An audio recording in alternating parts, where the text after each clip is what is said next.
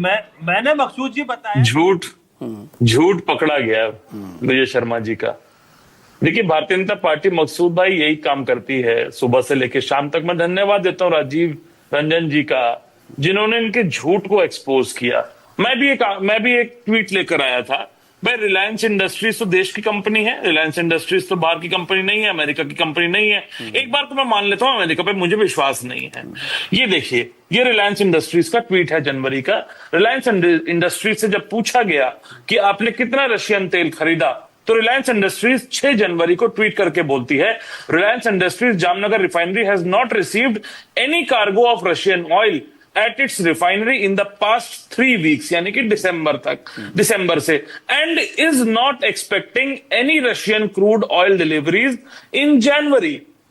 तो Reliance industries जो देश की कंपनी है, मुकेश अंबानी जो एक उद्योगपति करीबी माने जाते हैं नरेंद्र मोदी जी के, वो अपने साफ तौर पे कह रहे हैं, उनकी कंपनी ये कह रही है कि हमने जनवरी और दिसंबर में 3 हफ्ते तक कोई रशियन ऑयल नहीं आया और पूरे जनवरी आने की कोई संभावना भी नहीं है। तो इनका झूठ यहीं साफ पकड़ा जाता है। बाकी कसर जो पूरी करनी थी वो राजीव रंजन जी ने कर दी और मिनिस्ट्री का डेटा दिखा दिया।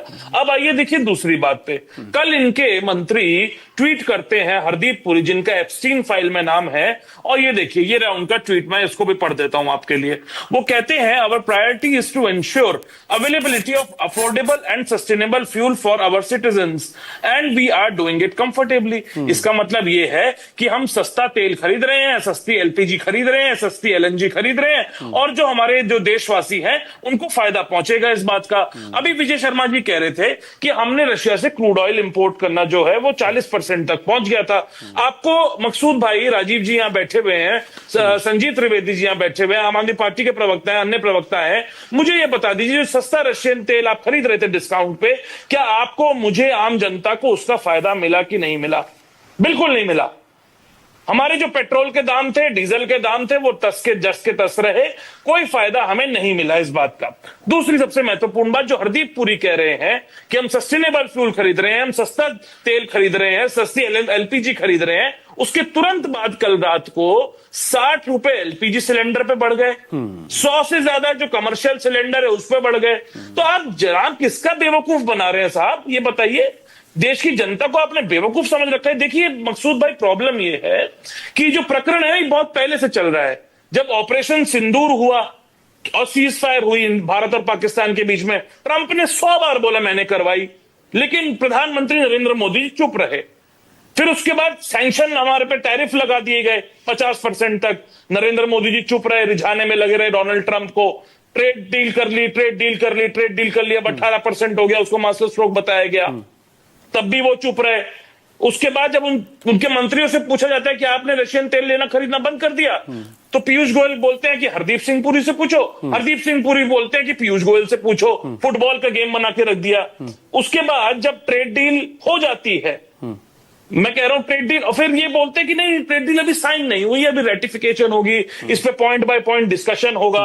अरे अगर डिस्कशन होगा तो अमेरिका कौन होता है हमें ये बताने वाला? अमेरिका कौन होता है हमें परमिशन देने वाला?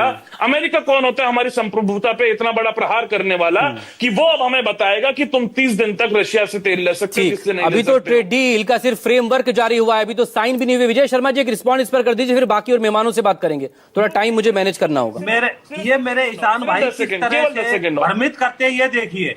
मैं इंडियन एक्सप्रेस की रिपोर्ट को दिखाता हूं इनको, और जहां तक इन्होंने रिलायंस की बात की, वो तो प्राइवेट है, उसका भारत सरकार से क्या लेन देना, वो जहां मर्जी से करिए। दूसरा देखिए, बड़ी कंपनी है, मैं दूसरा दिखा रहा हूं, कंपनी है, और एक दूसरी बात, बड़ी कंपनी है, उसकी रिफाइनरीज है, बड़ी रिफाइनरीज है। बीच में आप शांति से सुनिए। और आपने कहा 40% तक, मैंने कभी 40%, मैंने कहा 30 से 40% के बीच में हमने तेल खरीदा रशिया से। फायदा किसको मिला? उस टाइम हमारे को सबसे ज्यादा डिस्काउंट मिलता था। आपका पेट्रोल 50 रुपए प्रति लीटर पे आ गया। अब आप मुझे बताइए, रुकिए, ये जो राज्य, आप मुझे बताइए 35 किलोमीटर पर डे सड़क बन रही है, ये किसके पैसे से बन रही है?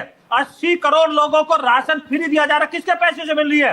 5 लाख ये तो सबसे बड़ी विडंबना है, ये भारत सरकार का पैसा है ना। तो आप विश्व की चौथी सबसे बड़ी अर्थव्यवस्था में 30,000 करोड़ का ईरान का, ईशान भाई 30,000 करोड़ के बॉन्ड ये छोड़ के गए थे ईरान के, बताइए मुझे आप। कब तक वो उन हमने bonds को गाते रहेंगे भाई? चुकाया। कब तक उन bonds को गाते रहेंगे? कब तक जनता का बेवकूफ बनाते ये रहेंगे? मनमोहन सरकार, एक ही कांग्रेस स्क्रिप्ट सरकार पढ़ते का रहेंगे। दिवालियापन था। एक ही स्क्रिप्ट हमने व्हाट्सएप उसको पे जो आती है चुकाया उसको पढ़ते और रहेंगे। विजय आज शर्मा कम से कम भारत थोड़ी की रिसर्च नीति करके आया किसी करिए। के ऊपर आधारित नहीं है। थोड़ी रिसर्च आपको करके पता आया होगी करिए। न्यूक्लियर जो आपने सिविल न्यूक्लियर जो डील के लिए किस तरह से देश में हालात किए थे, किस तरह से आपने क्या हालात कंप्रोमाइज किए किया था थे? देश के साथ। क्या हालात ईरान किए के थे? खिलाफ आपने वोटिंग क्या के 3 बार हालात किए थे? मुझे वोटिंग की थी। बताइए। 2005 क्या में, हालात किए 6 थे? में और 8 में आपने वोटिंग की थी ईरान के खिलाफ। आप कह रहे हो 6 दिन बाद वही विरोध दर्ज कराया।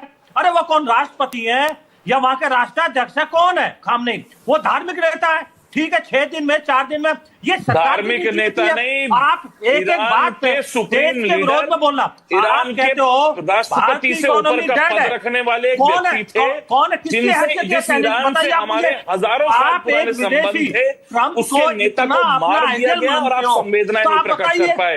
ईरान में छोटी बच्चियों के स्कूल पे बम गिराया अमेरिका और इजराइल ने, आप संवेदनाएं नहीं प्रकट कर पाए, आप खंडन नहीं कर पाए।